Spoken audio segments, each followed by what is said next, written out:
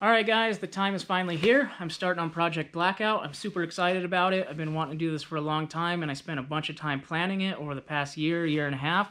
So I'm very eager to get going on this and make some good progress on it and hopefully have it wrapped up in a relatively short time frame. I know this video is going to be a bunch of talking, but make sure you stay tuned for the entire video. I'm going to go over some of the parts I'm going to be using as well as why I'm using those. I'm going to talk about the body that I picked out, the chassis, stuff related with that, and I want you guys to hear kind of what I'm doing with the project and why. There's a lot of reasons why I'm using specific parts and not going the normal route on this build. So stay tuned for that and you'll have a better idea of why I chose those things. Alright, so let's start with the body. The body I'm going to be using is a Jeep Comanche with a short box.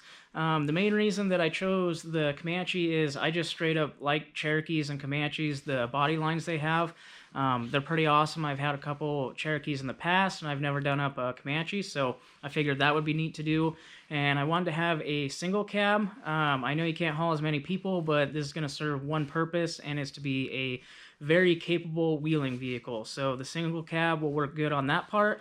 And then after having the Tacoma, I really like having the bed space. So that's where I went with the Comanche because it has the bed, and I didn't go with the Cherokee. So also, the nice thing with the Comanche is, if you're on obstacles and there's rocks that overhang, you only have to worry about that short section of cab. You don't have the rest of it. It's just bed, but it's not as tall like a Cherokee. So that'll be beneficial in, obstacles that are very tight and could come in contact with the body. So that's mainly why I chose the Comanche. One of the big downsides to the Comanche or Cherokees in general is they have a unibody. So that kind of put me in a point where I was trying to decide what I wanted to do. Do I want to build off the unibody, or do I want to try to replace that and do a completely separate frame? And I do not want to mess with the unibody. I haven't had good luck with them in the past. I know you can put frame stiffeners on there and make it a little bit more rigid, but I didn't want to go down that route. It's just a little bit harder to work on. So we're going to end up yarding all that stuff out, and I'm going to be putting it on a chassis, so it'll have its own frame, and it'll pretty much just be a body that comes down, sits on body mounts, just like a general pickup would,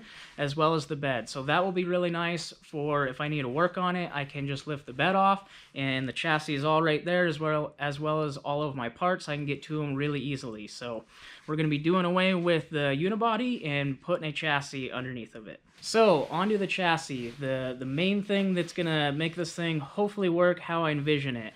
For the chassis, I'm going to be using a Silverado 2500 HD chassis. I'm going to use the entire thing and do a few modifications to it. I'll be using the rear axle as well as the front IFS setup. I know you guys are not going to like the IFS part. A lot of people don't really care for it. Everyone says, go straight axle, that's what works off-road. But I really like the IFS. My K5 had the straight axle. I wheeled that for quite a bit, took it down to Moab. It did well. I liked it. Didn't really daily drive quite as nice as I would like. And then I have the Tacoma that I built up to go wheeling. I wheeled that in Sand Hollow, and I really like the characteristics it has with IFS. It drives phenomenal. I love the way that thing drives and handles. I drove it all the way down there and all the way back. It's just a great cruiser. It's a great daily, and it still performs really well in the rocks, so I like that. It's a little bit different how you wheel. You got to kind of change your driving techniques with the IFS just because there's not as much flex. You're relying on the back part, the back axle to do more of the flexing. The front doesn't do as much.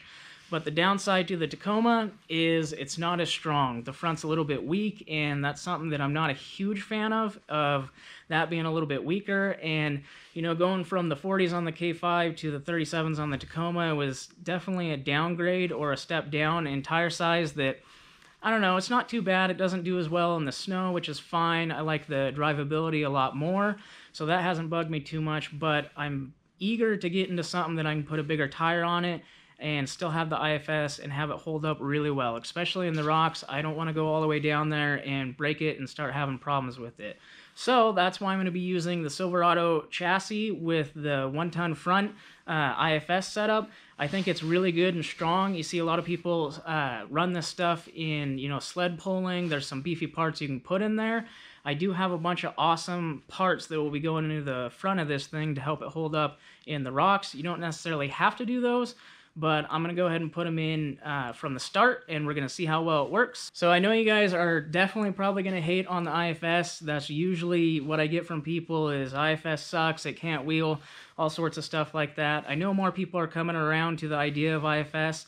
It is a good platform. I think there's a lot of good stuff out there with it. I think this one should be a really good setup because I'm taking a pretty beefy IFS setup and I'm implementing it into my off-road vehicle. You know, I'm not trying to take the Tacoma and use the factory stuff. I'm taking the beefiest IFS setup, one of the beefiest setups they have out there, and I'm putting it under the vehicle, using the whole chassis. So I'm going to most likely do this in 2 stages, I'm thinking. So the first round or stage of this, I'm going to use the factory dimensions, all that with the Chevy stuff, and just upgrade some of the parts. And then later on down the road, after it's finished and I've wheeled it a bunch, I might go with round 2 and maybe do some long travel on it and see how the long travel does and compares to the just regular OEM setup. See how that wheels, drives, how well it works in comparison. So that is definitely dependent on how well it does with the factory setup. Who knows, it might do perfectly fine and do really good and I really like it, and I decide to ditch that idea, down the road. Why it turns into one of those things, why change something that already works extremely well? So I guess we can move on to the engine now. I don't know if you guys have noticed in the background, but I've had a Yukon Denali sitting outside, and the engine for this project came out of that. It is a aluminum block 6.2 LS engine, and it has a 6L80E transmission, so I'll be using both of those. I took the engine trans out and the complete engine harness because I want to graft that into the Comanche, because there's a lot of the electronics that I want to save and use from that. And then the rest of the stuff is all going to be the Silverado chassis, so I have most of my parts related with that. Stay tuned for the transfer case. I don't want to tell you guys what that is yet, but that'll be coming soon. Got some cool stuff related with that, as well as the wheels and tires. You'll have to wait on that part.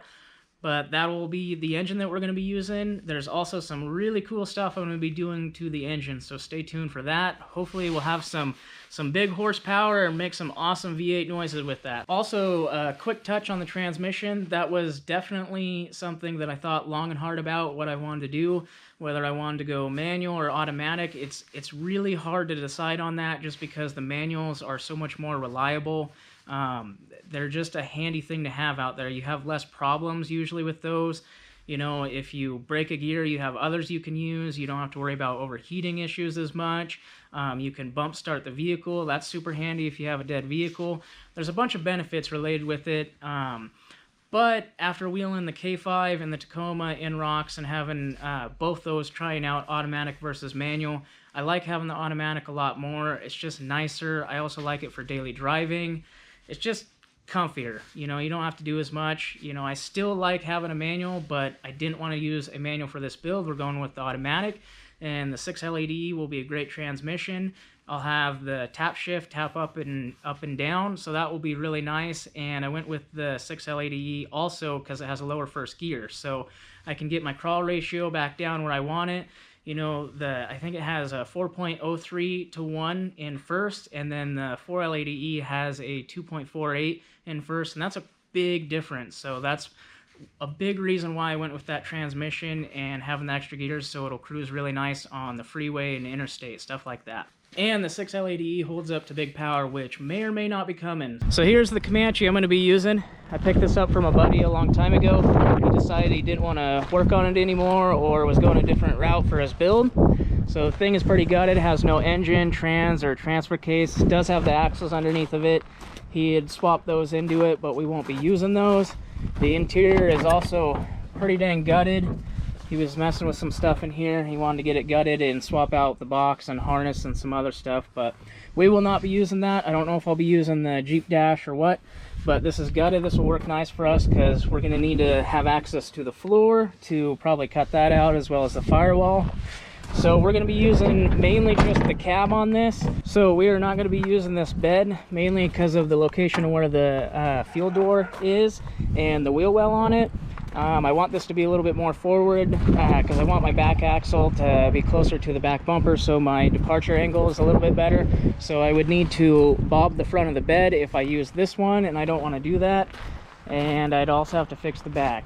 I do have another bed. I'll show you that here in a second, and that's the one we're going to be using. All right, so here is the second Comanche I own. This one does not have a title. Bought it from a buddy, so I'm kind of just using it as parts, but this is the bed we're going to be using. The wheel well is a lot closer to the front on this, so that's also why I want to use it. But here on the other side, the fuel door is a lot further to the front, so I won't have to modify anything there. And then here on the back, I'll be able to open up this wheel well towards the back more and leave the front alone. That way I can get my back tire a little bit closer to the bumper and have a better departure angle on obstacles. So this bed is in good shape, so we'll be using that bed, and we won't be using that one. This Comanche over here is in great shape, which is nice, so if I want to paint it down the road or whatever the heck I end up doing as far as body work and paint, there's not too much to do. And then for the hood, we'll probably end up doing a cowl hood. I'll have to check into those and see what I'm wanting to do. So there's a little walk around of the Comanche we're going to be using. Thankfully it is pretty much stripped down, so I don't have too much to take off of it to get it in the shop and start fitting it to the chassis. But we're gonna get the rest of this yarded off and the back cut off, and then we can start taking off the unibody from underneath of it. So once we have the shop cleared out, we'll bring that in there and get that stripped down. So I know this isn't going to be the normal route you do with an off-road vehicle. It's not a solid axle like everyone wants to see. I'm going with the IFS. I do think it'll work well. Stick with me on the project. As soon as it's done and I get to do some wheeling, you'll get to see how well the stuff holds up, or if it doesn't hold up. Hopefully it does. I'm really hoping that it does well and it drives and performs exactly how I envision it. So that's pretty much going to wrap up this video. There's a lot of stuff I did not talk super in depth about. I'll get more into the details when I'm working on those specific parts, you know, the engine, transfer case, all those little details. I'll bring those up when I'm working on them. But as of right now, you have a decent idea of the chassis I'm using, the body, and kind of my end results with that to a degree. So stay tuned for the rest of the build. Make sure you subscribe to the channel so you don't miss out on any of the content on this build. Drop a comment down below if you what parts you'd like to see go into this, or if you like the idea of what I'm doing with this and not using the straight axle. And like the video if you liked it. Thanks for watching. We'll see you in the next one. Peace.